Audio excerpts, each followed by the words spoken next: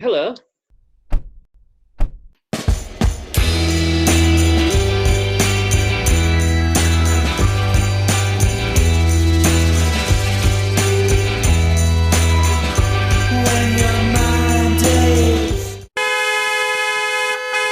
Guten Tag, Anthony, and Guten Tag, Graham. It's a terrible German accent, Charles. My job is not to do a good accent. It is simply to attempt anything at all Germanic. And that, apart from my look, which has always been compared with the Germans. Yeah, but it wasn't even up to hello standards. well, hello to you then. Yeah, exactly. I won't take offense. I won't go a Wiedersehen, pet.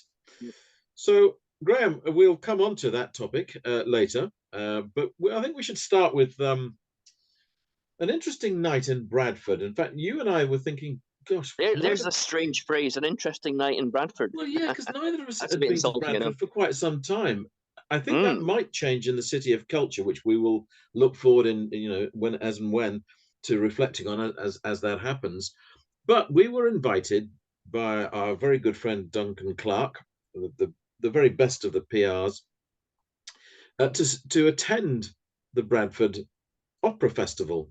And this was for Ian McMillan, the Bard of Barnsley, having done his version of Rossini's, I think it's Rossini, isn't it? The Barber of Seville. The Barber of Seville, yeah. I was very pleased to see that as it was a Yorkshire version of the opera, it didn't become the Barber of Seville, which I think would have been... Ooh, no, it's a terrible thought. So we won't go there. You can't anyway, there we were. Savile the musical doesn't sound quite right, does it? The road well saddled. I don't think that one will be happening. Anyway, so this was, as I say, part of the festival, and you and I returned to the St George's Hall for the first time in a while. We've seen some great concerts there over the years. I've seen Prefab Sprout at their peak, Echo and the Bunnymen at their peak, absolutely their peak. Black Crowes when they were actually a brilliant band in the early 90s. So yeah, we've seen some great gigs at St George's Hall. We have, and it's been done up as St George's Hall without losing any of its character. It's still a wonderful setting, like when you go to Leeds and to the town hall in Leeds, you've got the giants. Same sort of thing. You've got the huge organ behind it. It's similar. It's similar in style. It's all very Blue Liar. You can imagine Tom Courtenay and the young Rodney Bewes being in there in the early '60s in black and white. And we did notice, didn't we, that Bradford also, it sounds as if we haven't been for a long time, but we haven't. I mean, the days of going regularly to the National Media Museum have gone. Anyway, we noticed also there's a sort of huge new car park that we took advantage of, and of course a huge new shopping centre that the huge new shopping centre with the light as for films, and of course the now empty ghost of a journalism building, the wonderful home of the Bradford Telegraph and Argus, where you used to sub-edit, I think, Graham, in your time. Well, yeah, only for about 9 months in 1997, and it wasn't my happiest time. No, well, we won't revisit that. Instead, we'll visit Barber of Seville. Done well. The full title is The Barber of Seville Comes to Bradford. Yeah, and not to Barnsley, but to Bradford. But Ian McMillan, poet, of course, and a daily. It does a daily. Well, you can't really call it tweet any longer. I'm not sure what they're called. Are they called X streams now or something? In which he'll talk about his morning walk and what he's encountered.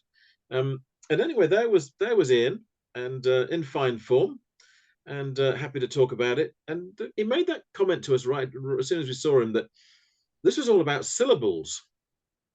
And he worked from the libretto, the English translation libretto. And what he had to do was to get the syllables to match in Yorkshire. And we're not really talking modern Yorkshire, are we here? No, he does old school Yorkshire, which scarcely exists anymore, except in some small communities and the occasional throwback to the 1950s. But in general, it's very old school Yorkshire, isn't it? It's not modern Yorkshire. No, rather like the audience, who seem rather old school Yorkshire as well. And they seem to like any mention of the word like summit or nout. They were delirious at this. But what struck me, that because Ian was saying, to fit in the syllables, but the whole point with what Yorkshire does is it chops out certain sounds, so something becomes summit, nothing becomes nout. Well, so I was quite surprised when he said that. Well, in the Loop, that spin-off movie from The Thick of It, there was a famous line where one of the secretaries of the politician complained about his boss being posh and how opera was just effing vowels. Well, when opera is just effing vowels, it's very hard to do that in a traditional Yorkshire dialect. So I was quite amazed that Ian McMillan managed to translate the whole libretto into proper old school Yorkshire from start to finish and make it rhyme. And it was funny in a sort of like Yorkshire sitcom type way. Yeah, because it was flat vowels and flat caps.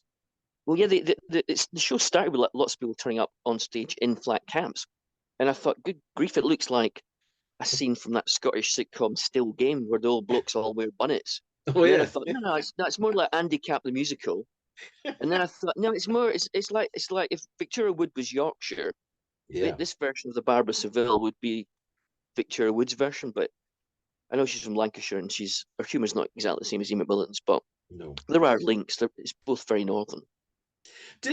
Graham, you and I, we're not the world's biggest opera fans. I tend to think that the damn thing goes on too long before someone dies, having been stabbed, and they to some extent overlace and overdo everything. But in Ian's hands, how did you feel it worked? Well, I've only seen 3 operas. Well, I saw one with you in Berlin at the Berlin Opera House. I think it was Aida, and I nearly fell asleep. I saw another famous opera with you at Prague Opera House. In Prague, again, yes. I was slightly bored. And the other opera I saw, I can't remember anything about it. That's how tedious I thought it was. And so I thought it was the most watchable opera in my limited experience from watching opera that I've ever seen. It wasn't dull. It was entertaining. It was all very jolly. So we had a chat with Ian McMillan in the interval, and afterwards, behind the red rope. It's always great to get behind the red rope. Yeah. And we said to him, like, it's the first opera we've actually laughed at, which was true. We were actually laughing, which is a bit unusual at the opera. It had, on a technical level, this is a production that's been put together without great expense. A big orchestra playing under Ben Crick, and all professional singers, and a pretty intense rehearsal period, and no money really thrown at the staging of it, other than obviously they must have got a good company deal on a round of flat caps. But other than that, it was very basic scenery, a chair that sort of flew across the stage. I don't mean literally flew across the stage. Its wheels sort of span across the stage. They did use the building well, though. There was a lot of they did use the building well. Balconies, which was good. They used balconies. They also sort of came out into the aisles and would sing from there. So that's right. So, and I didn't think that was. That was, to me, was part of making it Yorkshire. Get value for money. You're getting out for now, basically, which is the way they were doing it. Well, the cast was good. The mezzo soprano Felicity Buckland playing Rossini was very good, and Figaro himself, played by Oscar Castellino, who grew up in India. I thought he was fantastic as Figaro. Lots of charm, lots of charisma, lots of energy, and it was an interesting cast of people. I think it was one of the cast was from Ukraine, and quite a lot of them were from Bradford themselves. So it was a proper. The casting was sort of multicultural. Even though Ian McMillan's libretto didn't seem to recognise anything multicultural whatsoever, being truly old-fashioned Yorkshire. Yeah. There were certain sound issues early on with hearing voices, and whether that was sound balance, difficult to say, because this was only it was a one-off performance as it stands. There may be looking down the line at looking at doing this again, and I did think that had a frustrating impact, because the whole point of the translation into Yorkshire was to be able to hear everything that was being said. What was interesting is that when things were difficult to hear, you still heard words like summit, nout, and in particular chuffin. And chuffin, coming out of more the than any other, chuffin was there all the time. Yeah. But the thing is, we were sat literally in the back row, so we were. Yeah, we should say this. Yes, we were, and I don't think it was. I don't think it was suggesting that, short of being actually outside the theatre, we couldn't have been made less welcome. I don't think that's what Duncan's intention was, sticking us in the back row. I think tickets had sold well, and that's why we were in the back row. Yeah, but he did offer us a first seat in the loo. That was the first choice we got. in lieu of the back row. Yes, that's exactly. true. Yeah, I think if we'd sat in the main part of the building, would have heard it better. It's my gut feeling. And it that's wasn't. a fair point. There was no PA. It was all natural acoustics. Nothing was mic'd up. Yeah, I mean, the case for bringing this back, or what's your feelings on that? It seems odd to just do it for one night, all that work for one night. I got the feeling talking to Ian McMillan, and incidentally, wasn't he so young looking, and he's lost so much weight. I almost did a double take when I spotted him, and we both walked up and had a chat. He looked so young. It's almost like he'd been to Switzerland and been in a cryogenic chamber for 2 weeks to take like 20 years off his looks. Yeah, although he doesn't go to a cryogenic when he goes to a laughogenic one, doesn't he? Exactly, yeah. So I thought it was the most entertaining opera we've ever seen. I also thought that with a bit of trimming, I said this to him afterwards. I said this could be on ITV at 9 o'clock at night on mainstream TV, because I think it get an audience because it's entertaining. I mean, one of the fights that opera always has on its hand, and not least we've seen, the situation with English National Opera, potentially being told go to Manchester, which is the equivalent of being told go to Coventry, and the attitude to that. And so maybe actually it'd be interesting to know what the Arts Council thinks of a policy like this, where to turn an Italian opera into a piece of Yorkshire opera. I'd love to know what the Arts Council makes of it. The Guardian, I think, was reviewing possibly, or certainly was it the Times and the Telegraph? No, the Times is reviewing someone else, but I didn't find the review afterwards. I had a quick look the next day. I didn't see it, but they were supposedly reviewing it. And I think if they gave it good reviews, I got an impression from Ian McMillan when you were chatting to him that Ian would be quite keen on doing it again. But it depends, what everybody else thinks of it. I thought he was good. I thought the only problem was that the one thing that interpretation of Rossini did in a bad way was that fundamentally it's a romance. It's a farce and it's a comedy, but it's romantic and it's supposed to sparkle. Well, the thing about your proper Yorkshire dialect in your old-fashioned way is that's anti-romance. It squeezes romance out of life and gets down to brass tacks. And so the one thing you could say against that version. What are you saying about romantic Yorkshireman, Graham? What are you saying about Yorkshire? Come on. As a Scotsman, I know how anti-romantic people can be. It's a sort of Yorkshire romance is always a bit bleak. So I don't mean this in a bad way. That it reminded me of two things: slightly of Benny Hill, which is not Yorkshire, but it did also to some extent it did. But more it reminded me of kind of Last of the Summer Wines attitude to romance. That's true. I was just waiting for Nora Batty to turn up. That's it. Well, maybe that's in the next one. So I think overall, Graham, on all levels, enjoyed our return to St George's Hall. Saw a bit of Bradford bouncing back, which is good to see because obviously Foster Square's finally being filled in. The city centre's definitely vastly improved, and you can see they're making more improvements. 100%. And this is going to be really interesting to see with the City of Culture, just what further developments take place with that and what impetus it brings to Bradford. I did think one thing that McMillan's got form at this, and so is the director of the Rossini, which is Alex Chisholm, and she's worked with Ben Crick, conductor, and McMillan before, because in 2017 the three of them together put on Ice Cream the Opera, where they retold Romeo and Juliet is a battle between two rival ice cream bands. So this is his second time. This is McMillan's second bite at opera. So it looks like he's going to keep on biting at opera till he makes a success of it, I think. What was that title, Graham? The Romeo and Juliet one? Ice Cream the Opera. They did it in 2017. The same team. Director Alex Chisholm. Alex Chisholm again. Yeah.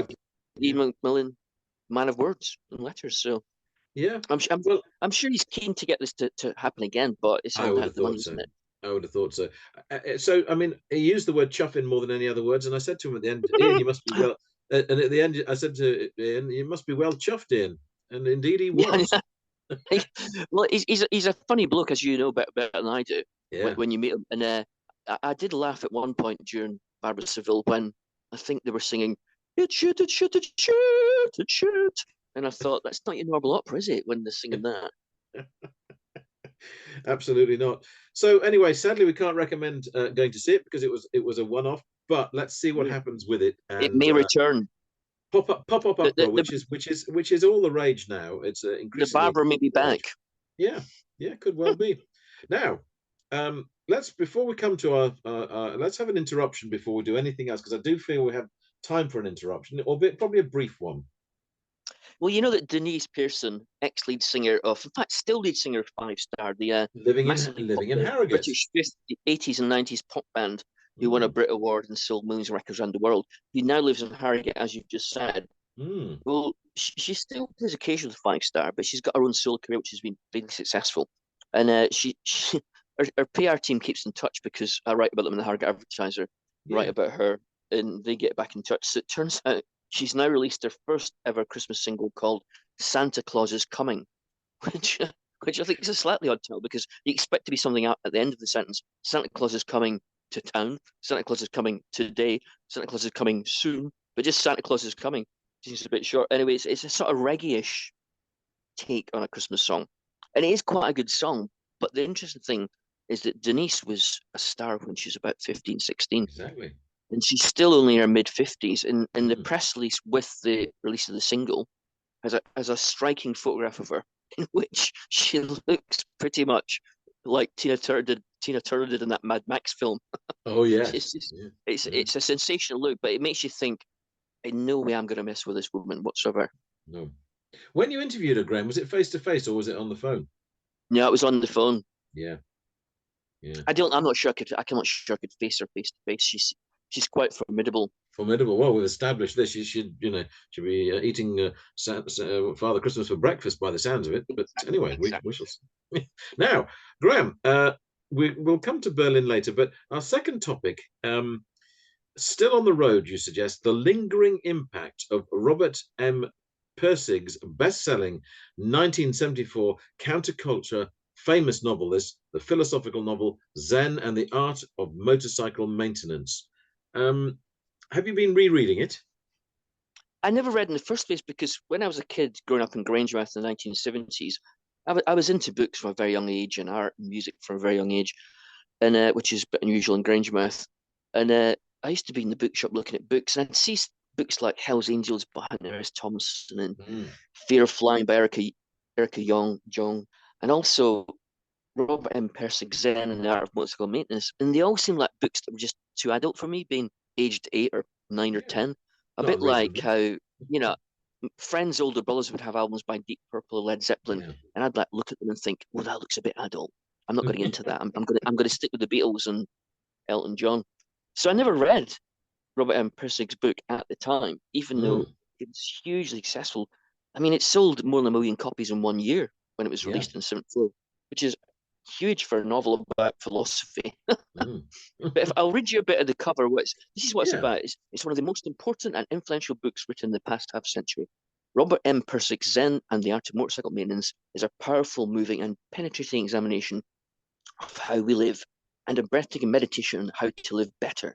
Here's the book that transformed a generation, an unforgettable narration of a summer motorcycle trip across America's Northwest, undertaken by a father and his young son. And that, in a nutshell, is what it is. But it's got an importance beyond that, because as a novel, it's quite hard work, because it really does go deeply into the history of philosophy under the guise of being a road trip. It's a bit like he's been influenced by Jack Kerouac's On the Road. And that's the obvious one, isn't it? A bit of Hunter S. Thompson as well. Yeah, but his background is as an academic. His background is as a philosophy major. So he's been influenced by that sort of beatnik background, but he's much more interested in proper ancient Greek philosophy. So you get pages and pages and pages about the history of philosophy and what various things mean, and it gets deeper and deeper into the meaning of things. And the interesting thing about it, though, is that once it got published, and it was rejected 126 times, so anybody would publish it. Once it got published, it had a huge impact because it accidentally tapped into the feeling of people in America who'd believed in the 60s counterculture, but had then discovered that it only led to Richard Nixon and Watergate and violence, and they'd sort of lost a bit of their enthusiasm and their faith and their positive vibes in the whole situation. But they hadn't given up on rejecting parts of American society and American politics. And this book tapped into that feeling. And the book's really about the conflict in Western values between machinery and structure in organization and the romantic values of quality and what really matters and what's important and what life should be all about. And it's an examination of the two clashes and how that's influenced Western thought and then Western politics. So 49 years later, Graham, compare then and now and those exact thoughts. Yeah, the interesting is that those thoughts that Robert M Pirsig was writing about in 74, although he started in the 60s, those thoughts were shared by the counterculture as a whole, and even by more extreme radical political groups like the Situationists in France, because they basically were rejecting the dehumanizing aspects of modern civilization, industrialization, and things like that. But the interesting about the book that makes it important still to this very day is that Pirsig is no left-winger. His answer to this contradiction between humanism and the scientific nature of the world, which dehumanizes. Dehumanism. His answer is to backtrack away from group politics, communal activity into the individual. He believes in the individual behaving well, the individual realizing what's important in life, an individual grasping the things that really matter. Well, that's part of the whole development of the me generation. Yeah. And that's what we've got now. People in general, apart from the occasional protest in London about international issues, people in general don't group together now in real life for idealistic causes. They're all happily living their own individual lives where they can choose at certain points, usually digitally, to forge links. And that has undermined the whole basis of left-wing politics in the Western world. Yeah. And of course, as you know, left-wing politics scarcely really exists in the Western world anymore. It's such a weakened, compromised idea. And that all goes back to books like Zen and the Art of Emotional Maintenance, which were rejecting communal behavior to replace it with individual. And it's the absolute focus on the individual, which is the biggest theme in the Western world right now, which has helped put us in the place we are in terms of politics. Solipsism. So it's still quite an important book. Yeah, exactly. Solipsism. Yeah. So it's quite an important book, even though in some ways it has no relevance to the current world whatsoever. And, but what's interesting, it feels Graham, like a 1970s book. He was championing solipsism. Yeah. By its very nature, if you just, I mean, I'm no fan of solipsism at all. And just even going to church this morning and to get sitting together and talking and thinking and reflecting, just being there on my own, it doesn't have the same impact. When you're in a community, it's so much more impactful upon you. And I think I can't see how a solipsistic life is ultimately, well, let's look at the ultimate in solipsism. There will be no, if it's just me, there will be no us, and therefore there will be no the next yous being created. I mean, of course, that's highly unlikely, because solipsists, like everyone else, probably want to have sex and to have children. But it's ultimately damaging, negative, inward-looking things that I mean, I'm sure actually that's partly why we're in the place we are now. There aren't enough people that want to look outwards and benefit all. You're right, Charles. But the thing about Pirsig in his famous book is that it's all very middle class. The middle classes can afford to think like that because they've got the comfort and security of affluence to protect them. Yep. But when you're not affluent, to try and live a life based on doing the right thing and thinking the right way and being human is a bit harder when you've got a tough life scrabbling around just to survive. So it's a very middle class solution to, philosophical problems and political problems. Was it a book that was being read, actually, interestingly, by the middle class rather than? I mean, counterculture. When one defines what counterculture is, who reads counterculture? But if 1 million copies sold, surely that wouldn't have just been to the middle classes. Well, no, it sold more than that because it was sold worldwide. So I think it probably sold ultimately about 20 million copies around the world. Well, yeah, predominantly it's always the middle classes who get most involved with these sort of things. It's always the Guardian readers. I mean, a lot of people used to criticize the hippie movement for basically being a bunch of middle class kids who could afford to drop out because their parents still be able to pay them the money for them to drop out. So it is a bit like that. You're right. It's a very middle class thing, but then again, almost all political and cultural movements are dominated by the middle class. It's just what happens. Yeah. But two interesting facts emerged from the whole reading of the book, and it's quite a hefty read. It's quite hard going in places. I found out, interestingly, that zero, the number zero, was originally a Hindu number, and it was only introduced in the West by the Arabs in the Middle Ages. Until then, the Western world didn't have the concept of zero, and without the concept of zero, you can't have the digital world because computers are based on 0 and 1. So that was quite interesting. So you could have 10. You could have 10, but not 0. Well, I don't know. I haven't looked into the history of the development of the Western world's where does that leave Elvis Costello's less than 0? Well, that's his new discovery, that you can have less than 0. He was a famous scientist. Yeah, he went one stage further.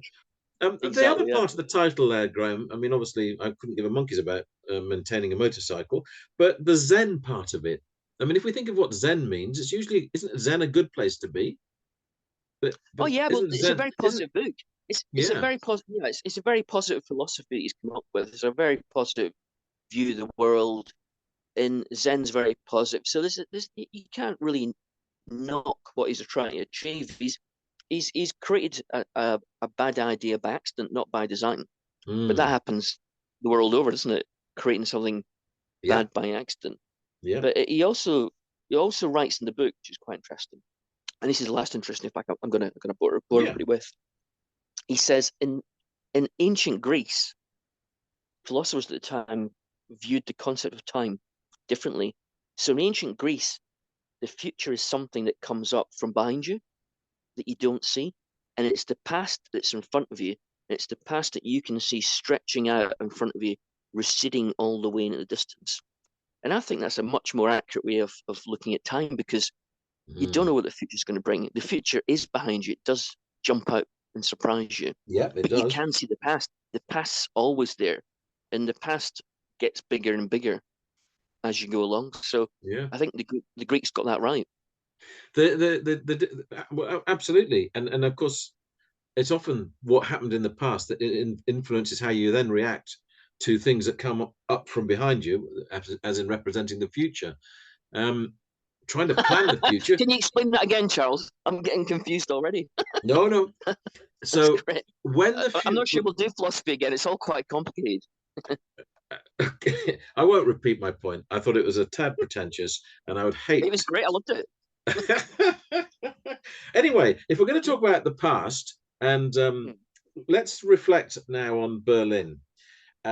Just to put the context here, Graham and I went to Berlin in 1989. Not just any old weekend. We were originally booked for earlier in the year, and for some reason it got put back. And lo and behold, the weekend that we ended up being in Berlin for a couple of nights was the weekend after the wall. Well, they always refer to the wall coming down. Obviously, at that point, it wasn't really coming down. But anyway, the wall being... It hadn't come down. The wall was still totally intact. The wall being opened up and people climbing over it.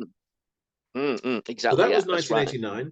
Right. I now have just been back to Berlin for the first time since then.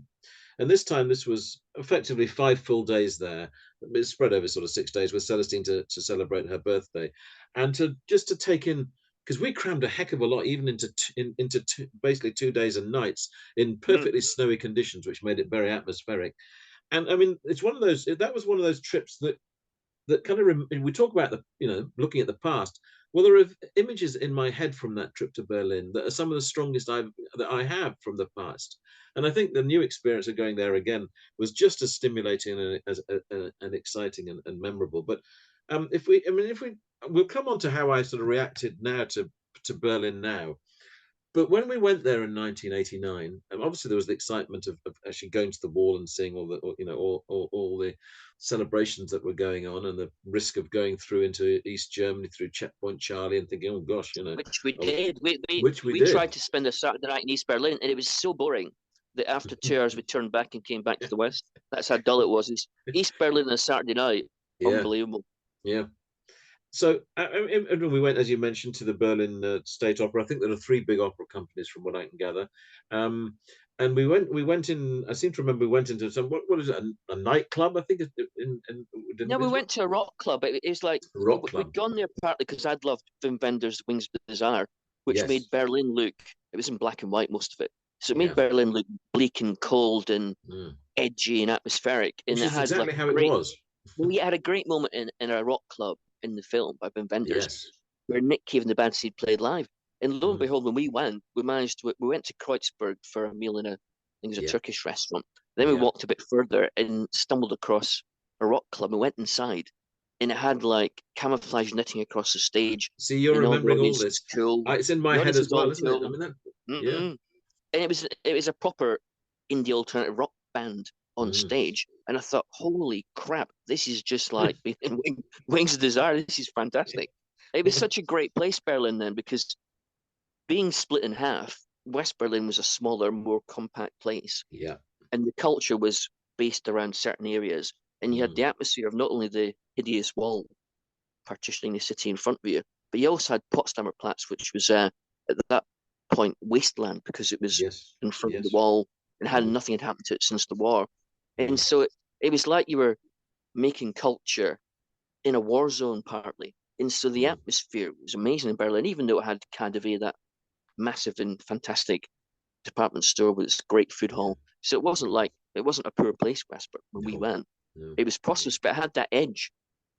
And when I went back in 2006 and it'd been reunited and it become even more wealthier and more modern, I was quite disappointed. I thought, oh, it's lost this. I know it's really highly rated city and it's got fantastic dance music scene, great culture, etc., etc., etc. But I thought, oh, it's not. I thought, bring back the Cold War. I know it wasn't good for half the planet, but it made West Berlin an amazing place. Yeah, it'd be interesting to know what Bowie and Iggy and Pop and Lou Reed would have made of it in 2006 as opposed to when they were there in the 70s. How it seemed to suit them in the 1970s, but maybe I still enjoyed going to the city because culture is still so vibrant in the city. The sheer quality of the museums in the city is remarkable, and the exhibitions, and as a monolithic place, the buildings are so vast. The city 8 times bigger than Paris. And there is still a contrast between the west and the east of Berlin. You can still see, for all the building projects that have happened, you absolutely sense the difference between the two that still prevails. Yeah, we went to this large 3 or 4 story academic type modern building towards Alexanderplatz, and they were having a disco downstairs in the basement, and there was lots of young people around. And mind you, at that point we were young. What the hell are we talking about? So we went downstairs and we only stayed about half an hour because we thought this is a bit dull. But that's since been flattened and replaced by something else. But I quite liked it. It was a proper modernist building. Ugly in some ways, but I liked Berlin in 1989 when we went there that November. Partly because of its ugliness. You know, I didn't want to be all civilized and nice, and it obviously is now. It's vastly improved. I was trying to remember. Was Norman Foster's glass dome on the Reichstag building there? No, yeah, that wasn't there in '89 whatsoever. No. So but was it there in 2006 when you went? Yes, it was. It definitely was. Yeah.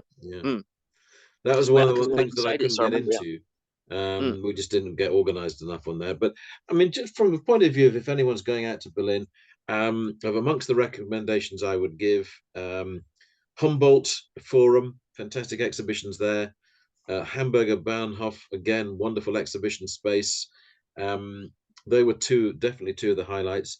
The DDR Museum, which is obviously the museum of the history of East Berlin and East Germany, very much a modern style of museum with lots of interaction that you can do. Interestingly, the one thing that was broken there, because you always think ultimate German efficiency, was the Trabant car, in the keeping with the tradition of Trabant cars, always breaking down. So this was supposed to be a kind of immersive experience where you sit in the Trabant car and there'll be a screen that comes up and whatever. And it just seemed very apt tap that actually it was broken down. But because of what was with the Trabants, apparently everyone in East Germany became a DIY expert because they were just expected to do up their own cars or they do up motorbikes or whatever. By comparison, and now I was very different from you about the Checkpoint Charlie Museum, in that it was very old fashioned. Loads of information, nothing but information, very, very little visually, other than reading text. And I found it exhausting, and you liked it. Now, why did you like it? Because I got information that I didn't previously have by doing a lot of reading.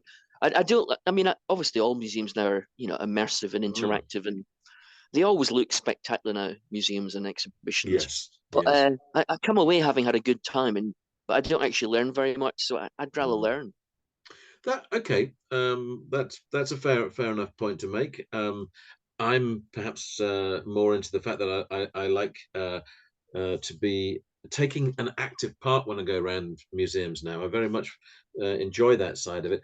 I feel just taking in a ream upon ream of information I get a bit tired doing that. Although I like the fact what you did in the Checkpoint Charlie Museum was to look at the progress through the years of how many people were trying to get across the border, and how actually that you pointed out to me how that had tailed off notably compared to the early years when there were high numbers that were trying to escape and got killed for doing so. Yeah. Well, I think the point of that was that by the last 10 years of the wall's existence, virtually no one was trying to get over the wall, and no one was getting killed. Yeah. And it's almost like the wall had to come down because it had become irrelevant. Once it stopped being a place of contestation and conflict and violence, once it became placid and peaceful, it'd run out of any point. Sure. So it simply had to come down. Yeah.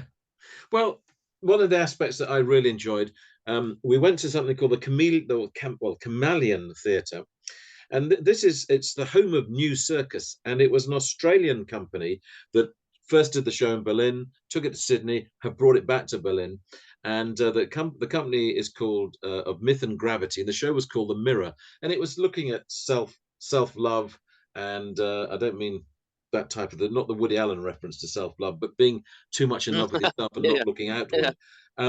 But in the show was my very good friend Megan Drury from Australia, who's married to Alex Wright, who we've featured on the podcast before for the wonderful creativity that Alex does, and she was the singer in this show. And the setting is in a cabaret, and it was very much, although it was a piece of it was an acrobatic show, but she was very much the kind of cabaret figure within it, and you get served drinks, and it had a wonderful atmosphere. And I would, and that was 6 o'clock of a Sunday evening, and I was thinking, well, would you ever be likely to have that in around here? And no. I think shows like that of a Sunday evening, when interestingly the shops are shut in Germany on a Sunday, which is a fascinating thought, but they are. And that it was a glorious evening and a perfect way to do it.